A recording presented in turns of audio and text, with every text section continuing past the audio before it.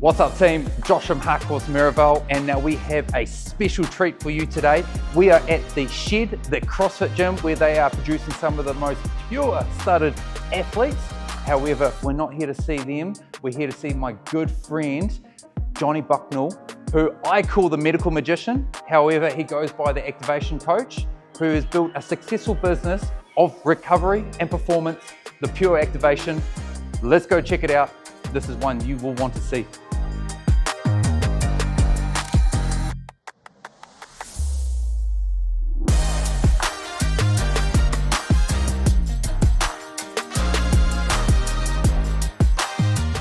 Johnny, thanks for having us today in your office. No problem. It means a lot. Now, I would call you the medical magician. However, I know that you also like to be called as the activation coach. Yes, that's right. And mate, we have an apparatus behind us that's quite unique and probably not something that the day-to-day folk would ever see sort of in their journey. Yeah. Mate, I would probably butcher it if I explained it. So how about you share with the people that are looking what you do, how you do it, and how did you get yourself to this position? Yeah, so yes, activation coach is a great way of putting over what I do. Originally how I got involved with this is I was a personal trainer. I got very tight, and that was probably one of my big issues, is I trained too hard, too many weights, and I got to the age of 27 and I just basically had a breakdown. At that stage, a lot of people were saying, hey, you've got to stretch, you've got to do yoga. But at that stage, this is back in the early 2000s, foam rolling was becoming a thing. And so I was like, oh, what's this foam rolling and what's fascia and how does that work? And so I started foam rolling and I started using that. And then I actually went to a thing called the Body Worlds exhibit. And there they actually took the skin off these bodies and you could see the muscles moving in like athletic poses. And I remember saying to my client at the time, hey, there's a lot of connective tissue. There's a lot of fascial white tissue that actually makes up the body. And that was where I kind of had the idea of, okay, maybe I'm going to study the fascia. Interestingly enough, I was in actually Vancouver, Canada at this stage. And what happened is the 2011 or the earthquakes happened here in Christchurch. And I actually never thought I was going to come back to New Zealand. I was kind of like, nah, I'm done. I'm abroad. I'm happy. And that triggered in me, hey, I think I want to study again. And so I came back to Christchurch, studied and worked at Canterbury University, and basically went down this route of studying the fascia. That was really where the idea came from. And then because I was so tight and because I was really suffering from it myself, I was like the ultimate guinea pig. So I was getting a lot of information from my own body. So I was working at the university, studying sports science, but at the same time, I was basically doing like a double degree where I was studying the fascia while I was at work. And that became probably my passion and my big topic. The release techniques I use are all based off the terminology of what's called fascial release. And fascial release is where you look to manipulate the fascia, and that can be tight fascia like in your legs, but that can also be scar tissue. Any type of tissue that's basically connecting the muscle to the bone, or connecting the muscle in general. And that's pretty much been my study from the start. And I've just been building it through these techniques over the years. So it's been definitely a labor of love. Personally, I've gone through a lot of it. So I've got some crazy photos just of, with my back with cups all over it. And in 2011 or 2012, people were kind of like, what's this guy doing? Like, this is a bit out the gate. But as we've seen with the professional sporting scene, people like Stephen Adams and different athletes coming through, there's a lot of people now doing cupping and recognizing it for what it is. I do specialize also in what's called the myofascial scraping. That's not used as much, but it's a big, powerful tool that I use to break down scar tissue. And I also use electromuscular stimulation, and that helps to just recharge the muscles. Quite often when you get an injury, you'll end up with underfiring muscles. So someone's had their ACL repaired, they've been off their leg maybe for 6 months. Quite often the muscles will turn off. And so a big part of pure activation is to actually activate the muscles as well, which is good. So this is quite in depth, and I'll see if we can break it down to a little bit short. So you were a PT starting off before 27, or in your younger years of 20. Yeah, so I was a personal trainer, yeah. Personal trainer. You were in Canada at the time. Yeah. Your body was getting very tight, very jacked. It was almost not firing at its full optimum. Totally. Think of that bell-shaped curve. Yes. I got up here, Yep. and I actually started going in the downward direction. And it didn't matter what you did, how much more training, how much more nutrition or supplements. The harder I trained, the worse I got. Correct. And so you thought, okay, there's something else that needs to be here. Yeah. Earthquakes happen, it would shook you up, maybe a little bit sort of mentally to think, hey, you know, actually, I want to go back home and study a little bit more and realize that maybe it wasn't the performance, more the fascia, the muscle itself. Yeah. And then from there, that's when you started diving through into sort of like the pure activation of the treatment side of it. Treatment side of it, where it was cupping, was more the traditional sort of route starting off point. I think the scraping was actually the first one I developed. And I was studying, I was looking, and I remember that very moment when I went, hey, this is a thing. And in Chinese medicine, it's called gao sha. Yes. And I found the scraping tools, and I ordered some, and then we actually met a Thai lady who was traditionally trained with that technique, and she was the one who kind of helped us, me and my wife, to start that journey. And that was when you were starting. Was that in Canada, or was that in university in Canada? All of this has been post-Canada. So I started the idea, which was more gym-based foam rolling. Yes. The treatment-based has all come from my journey here in New Zealand. So you would essentially say that when the foam rolling came into it, was almost just scratching the surface? Yeah, it was. And it just never had enough oomph. And so you're like, okay, I need to get a little bit more deeper. Yeah. And then not only sort of the intellectual side, but also the physical side of where the scraping came involved, then the cupping came involved, and now you've incorporated more like electromuscular stimulation. Yeah. So those are sort of where it's evolved. Has there been any sort of training, or has been sort of the labor of love that you've sort of said that you've just learnt this along the way, or has there been any couple like mentors that have? Yeah, it's actually been like, my degree is more in sports science, and so I'd call myself a sports scientist, and a lot of it's just been rinse and repeat. So try something, hey, this works, I'm going to go down this route. I also sponsored a pro boxer for a lot of years, and he was one of my like guinea pigs. He was one. I often jokingly said to him that you're actually one of the people I've met who's actually tighter than I was, and so fascially he was very tight, and so he was great. I would prepare him for fights. Get his muscles firing going into a fight, but then I'd also have to take him out of a fight, meaning if we get him into this amazing state to go into the ring, you can't just let him drop off a cliff. You've actually got to then pull him out of the fight. And we did that one time, and it was terrible. So we realized, hey, we've got to get you into this, and we've also got to pull you out of it with the techniques. So it shows that the training is not just the hard exhaustion and like physical beating. That's right. It's the recovery as well. It's the yin, it's the yang, it's the balance of that. And it's funny you say you have trained you've looked after some of the top athletes here in New Zealand. I have listened and learned a little bit from Tom Brady, who has dabbled in that, in the same sort of therapy as yours and recovery as yours, which has given him that length of duration as an elite athlete. He's had a long career. Longer than most would ever sort of think. LeBron James is another great example. He talks extensively about how he's only made it to this level at playing basketball at 40 through his recovery techniques, because there's only a certain point for every athlete where pushing it hard is going to go to a certain point, and then there has to be an outlet along the way. I often jokingly say that the cupping is like doing an oil change on a car. You've got to get that fluid moving. If you don't, it stagnates and the engine starts to have issues. Yes. It gets rusty, it doesn't fire on all 4 cylinders, all 8 cylinders in that sort of sense. It's clogged up. Things start to spit, miss, slip, wheels start to fall off.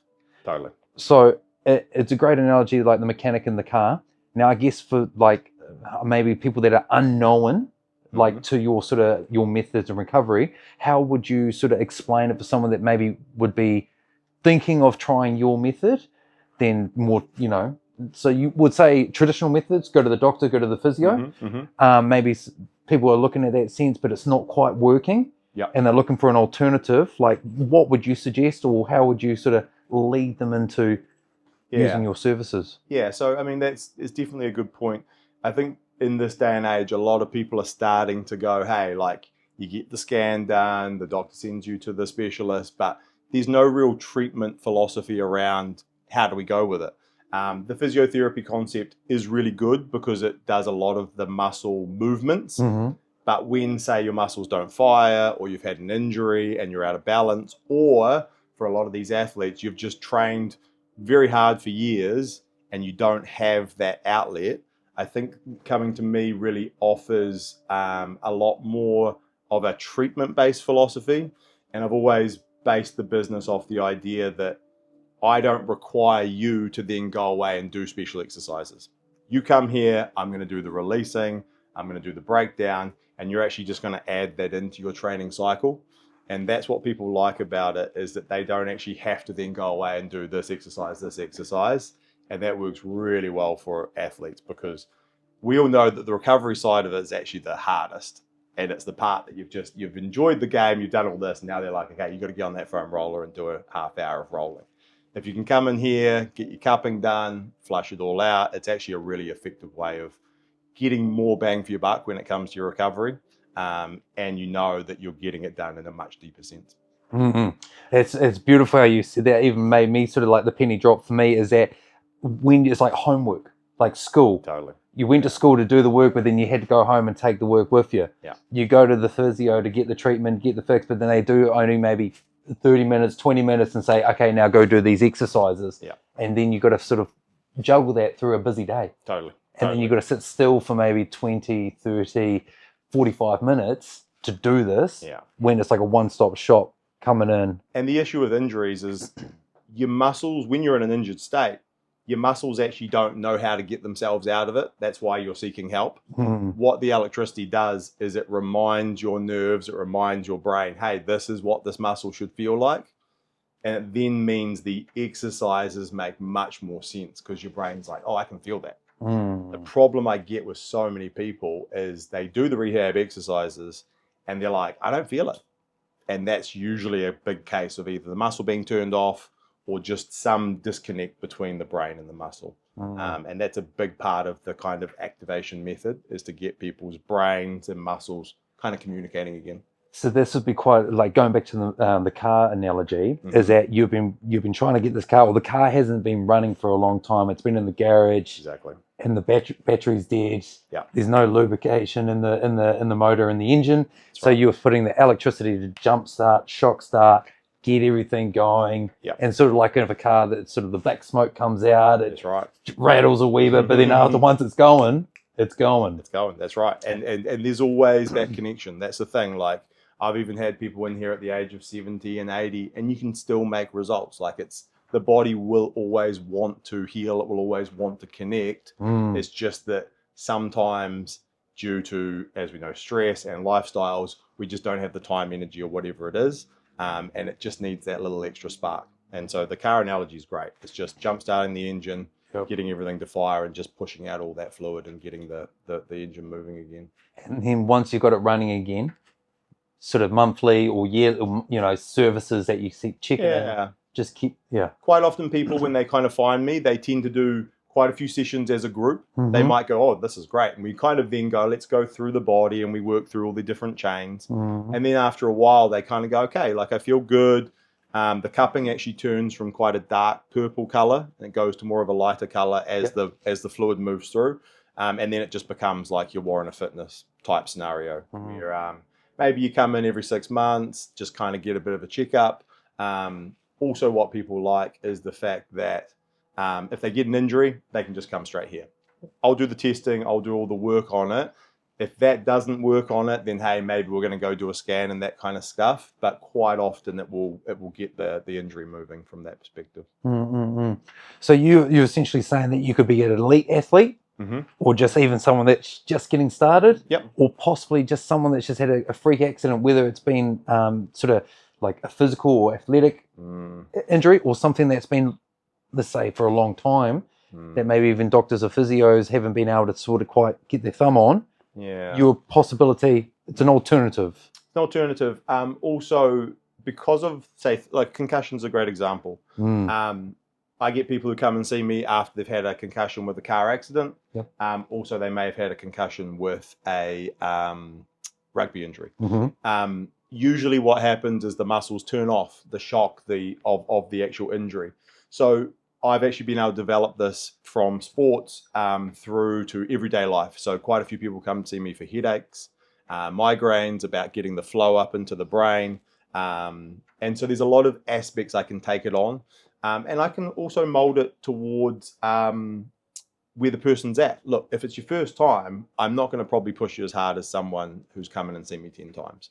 So it's always about, it's just like that whole, when you go to the gym, you're not going to lift heavy weights straight away. When you come in here, I'm going to always just work you through what your body can handle in your first session, meaning we can take it from anywhere from a low end through to the high end stuff for the kind of high end athletes. So this is quite fancy. So this is a little bit of how you do it and what you do. Now, it sounds like you haven't been too shy of being a PT, being sort of self-employed. Yep. You've had to be proactive in sort of sales, marketing, putting yourself out there. Yep. When did you realize that your studies into the sports science, the activation coach and pure activate, like that you could turn this, so I guess monetize it, turn your passion into a profit, or realize that there was a business here and something that was like a gap in the market? Interestingly, it goes back to the earthquakes as well. When I had thought about rehabilitation, when I was in Canada still, I had thought, geez, like the earthquakes have happened, there's going to be a lot of people under stress. And that had been one of my other thoughts around getting into this type of treatment, was that Christchurch had gone through a big shock. There was going to be a lot of people with stress situations.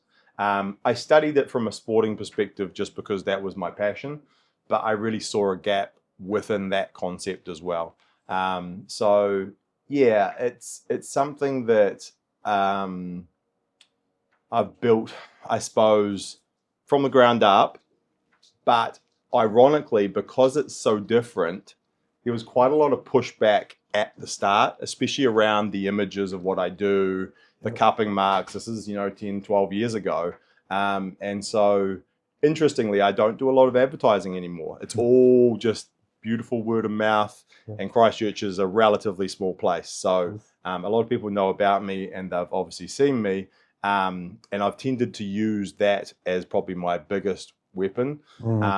Ironically, CrossFit, which is the gym we're at right now, because a lot of the guys get the cupping done and then they take their tops off and they're training, the markings and the work that I do actually becomes my advertising. Yeah, it's like your signature. That's right. And that was purely only done from the perspective that this is what works, but it's actually ended up being a signature concept. And yeah, it's been quite funny how that's worked out. No pun intended, but like brand marketing. Yes, literally brand marketing. And so yeah, it definitely was a bit of an alternative 10, 12 years ago. We were just like foam rollers was the latest craze going in. Totally. So this was definitely left field. So would you say Bowen was the boxer? He was the guy that sort of put you on the map, or so in the boxing world? Yeah. Boxing world. So how did you crack into the CrossFit? And then now, because I know you've done the ice hockey as well, you've been quite diverse with your athletes. What was, I guess, the pivotal point where you knew you had something here, and then that it took the business to actually start taking off a wee bit more, where there was no more need for paid marketing that allowed word of mouth to travel? Yeah, so CrossFit was kind of like the sport that broke me out. And what happened is, I was doing the treatment. I was starting to get some CrossFitters coming through, and I actually had a girl who had rope burn on her leg, and she couldn't heal it because it's the furthest away from the heart. So sometimes things in the feet become problematic. And I said, "Oh, I can fix that." And she's like, "What do you mean?" And I basically used the scraping tool and I scraped blood flow around the scar, which just basically brought a whole system of blood flow in there. And she came back to me next week and she's like, "It's healed." And I was like, well, that's what we thought would happen. And so then jokingly, she went back to the CrossFit gym, and anyone who had an injury, she said, "Oh, just go see Johnny, he'll fix it." And that became a bit of a meme, you know what I mean? It did. And then the CrossFit world became like my first big breakthrough, which is why I'm now with the CrossFit, the Shed. And these boys here, the Fowler boys, are absolutely phenomenal. And that's really how I broke into that scene. But you know what's interesting? It's been the alternative sports, boxing, CrossFit, martial arts, ice hockey. And I actually put that down to the fact that I think that because it was so different at the start, I needed probably sports that were maybe a little bit less mainstream, who were kind of like, you know what, we'll give this a go. I found that the cricketers and the rugby guys didn't quite jump on board with it straight away. Definitely seeing more of it now, but it was more those kind of grassroots sports that really built my business up, which was quite exciting. And the beauty of Christchurch being a village, word of mouth travels really, really quickly. Totally. And it's funny because when I was training at Trailblazer many years ago, you heard it say, you need to go see the boy Johnny. Go see my boy Johnny. It was always the rave. Got to go see Johnny. That's the one. Got to go see Johnny. And that's sure enough how we met. It is. All right, so there's something really special that you've found, and something really special that you and your wife Perla have created and blossomed. And I guess for now, anyone that's looking to get into business, like what's been the 3 key lessons that you've learned from taking a passion into a profit, but now blowing it up in a way where literally word of mouth is how you operate? Yeah, I think I've often thought about this. I think number one, I built the business without going into debt, and that for me was huge because I wanted to prove that you could get there without having to go to all these expenditures at the start. And that was one of my big goals, was get the thing done, but base it off something that's tangible. But I didn't want to be the flashiest and everything. And so I built the business without debt. The benefit of that moving forward is that when you take yourself to another level, you're not getting dragged down by that debt. Now, I know debt can be good and people can use it for good things, but quite often you can start a business and you want to get the flashiest and everything straight away, but that then puts pressure on your pricing. That might put pressure on you needing more clients to come through. So that was a huge starting point for me. And it meant that when I was a little bit quieter at the start and developing it, I didn't have the pressure of the debt load. So that's probably one of my biggest aspects on that. I still think, as many of us have done, passion projects are huge. And so if you can get into a field that not only is your passion, but a field that other people aren't doing.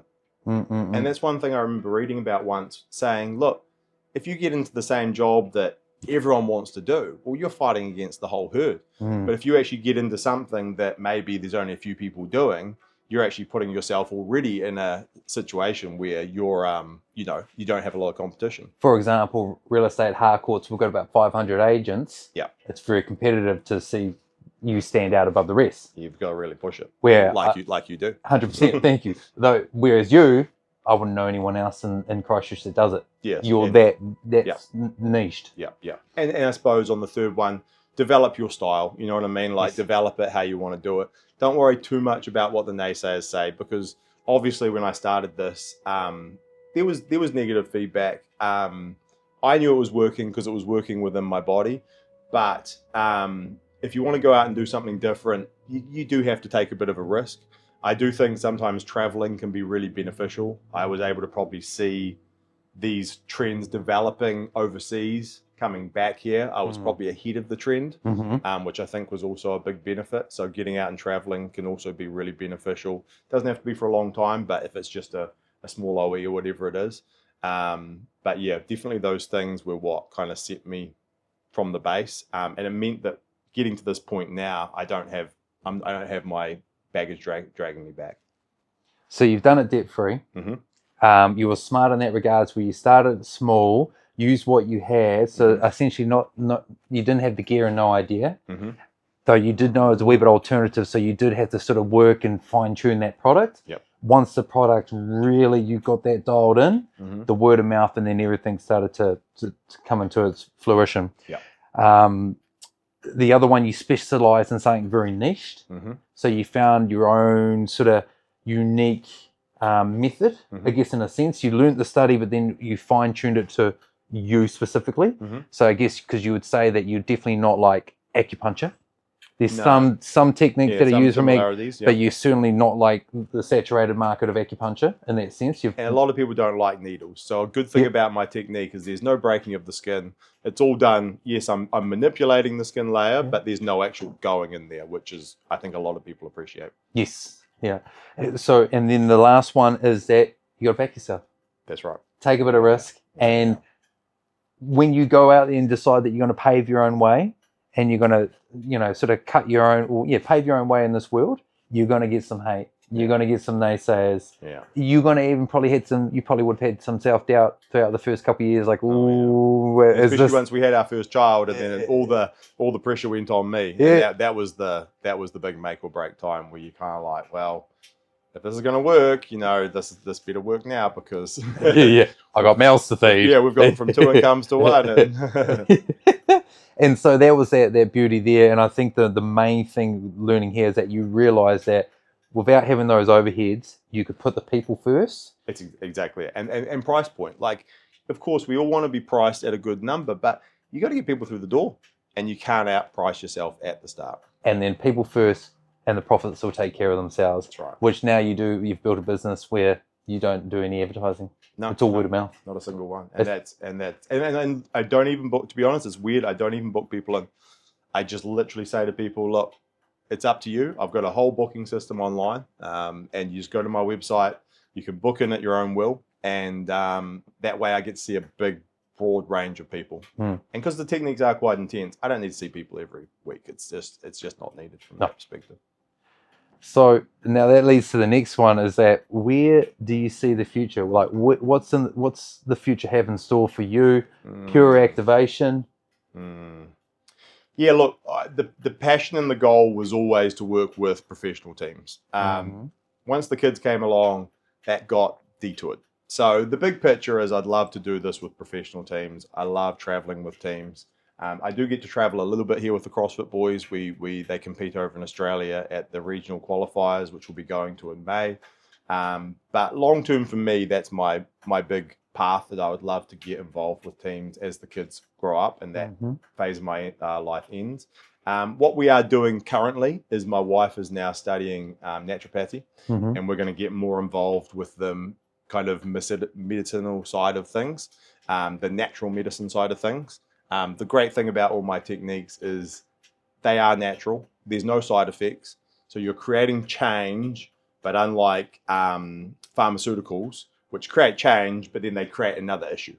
So yes, they block the nerves so you don't feel pain, but then you don't know how to use your muscles. So what we're going to do now is we're developing more of the herbal side of things, which is going to add just another layer to what we do. Gut health is a huge thing that we look at from that perspective. My wife's really involved with that.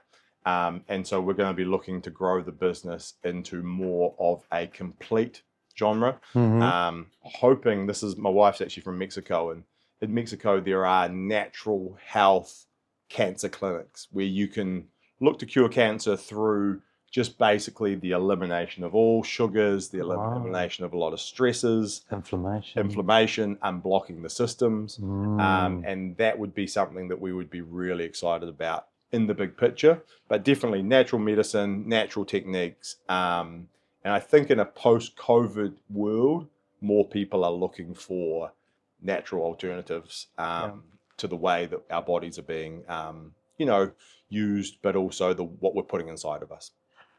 So it started off with sort of not breaking the surface, so working with the muscle, and now looking to work with the internal as well. Yeah, and that's where my wife is she's very good at that side. So she's going to be the big kind of player on that. She actually pushes, at the moment, she's pushing me into a very strong, what we call a constitution.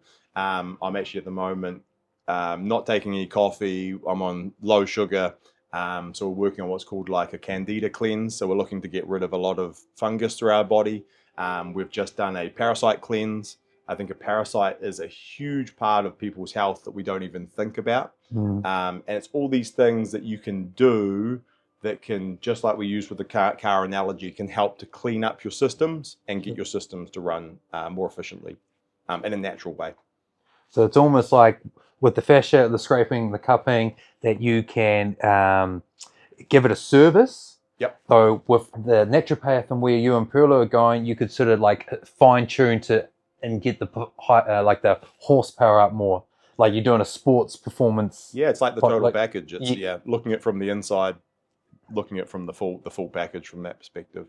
It's some very exciting things. Yeah, it is. It is. It's a big deal because yes, you can do treatment on people's bodies, but when you actually start to go into the internals, and looking at really what people's habitual things is, that's the hard stuff, man. Like it's hard to change those habits, and I'm proud to say I've done it, but I've had a lot of help from my wife. She's been a huge influence on me getting further forward, and not just looking good on the outside, but actually doing the whole thing on the inside as well.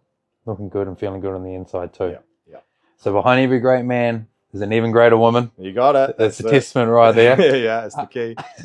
Johnny, we really appreciate your time. No problem. Mate, just I guess if anyone is looking after watching this video thinking, how do I find you? Or where do we go? Yeah. Like, can they book in? Where can they get in touch? Yeah, so I've got a website, so it's just www.pureactivation.co.nz. If you go to my website, there's a little bit of an overview about what I do.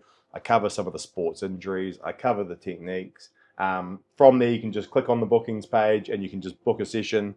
You don't have to pay for it up front, so you can just book a session. It will come up on my system, and then we'll meet up and we'll go through that first session. I'm still on, obviously, the normal socials with Instagram and Facebook, but the website is the best place to go see what I'm doing and to book a session. And as I said, not doing a lot of advertising necessarily on social media. I'm on there, but you won't see a lot of advertising per se. So yeah, www.pureactivation.co.nz. Beautiful. Well, you heard it, guys. Go check Johnny out. You got to see Johnny. He is the man. I'm a product of the product. And brother, I appreciate your time. Thank you very much. Very excited for your future. Thanks, Josh. Cheers. Beautiful.